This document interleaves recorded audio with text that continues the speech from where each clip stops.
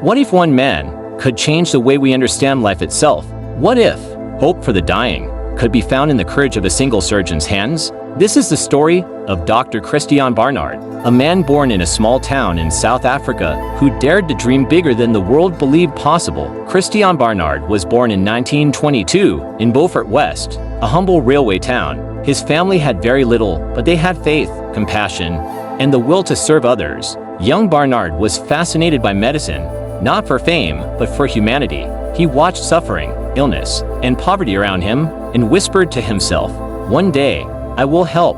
He studied tirelessly, from classrooms with broken chalkboards in South Africa to advanced surgical halls in the United States. He absorbed knowledge like a sponge, determined that nothing, not poverty, not doubt, not fear would stop him.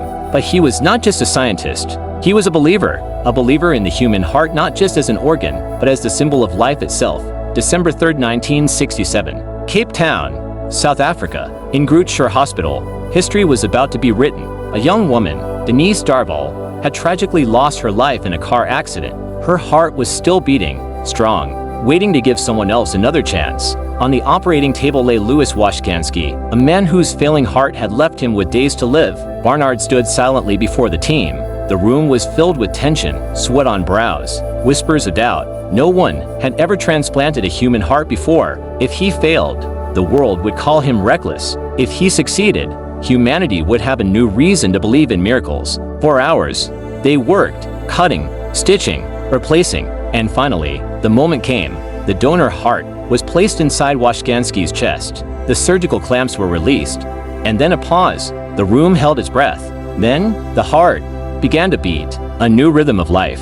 History had been made. Louis lived for 18 days after the transplant. Though his body eventually succumbed to pneumonia, the surgery was not a failure. It was proof that the impossible could become reality. From that day forward, the world of medicine was never the same. Heart transplants would go on to save thousands, then millions of lives. But Barnard's story is not only about science. It is about courage, vision, and the refusal to let fear decide our limits. He once said, "The prime goal is not to live forever, but to create something that will." And that is exactly what he did.